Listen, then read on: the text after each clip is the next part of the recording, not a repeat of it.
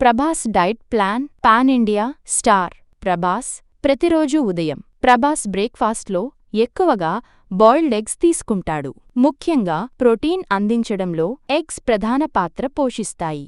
Side డిష్గా oats లేదా multigrain bread తీసుకుని ఆరోగ్యంగా రోజు మొదలుపెడతాడు. అలాగే కొన్ని రోజులు ఫ్రూట్ జ్యూస్ లేదా బాదం పాలు కూడా తీసుకుంటాడు. ఇవి శరీరానికి ఎనర్జీ ఇవ్వడంలో సహాయపడతాయి. మధ్యాహ్నం లంచ్లో ప్రభాస్ ఎక్కువగా బ్రౌన్ రైస్ లేదా తక్కువ పరిమాణంలో బాస్మతి రైస్తో పాటు గ్రిల్డ్ చికెన్, ఫిష్ వంటి హై ప్రోటీన్ ఫుడ్ తీసుకుంటాడు.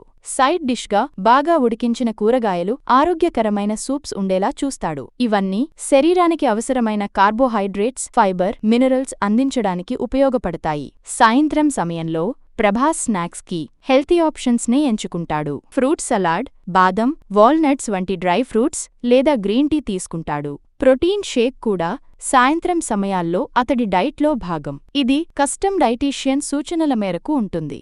రాత్రి భోజనం విషయానికి వస్తే చాలా తక్కువ, తేలికగా తినడమే అతని అలవాటు.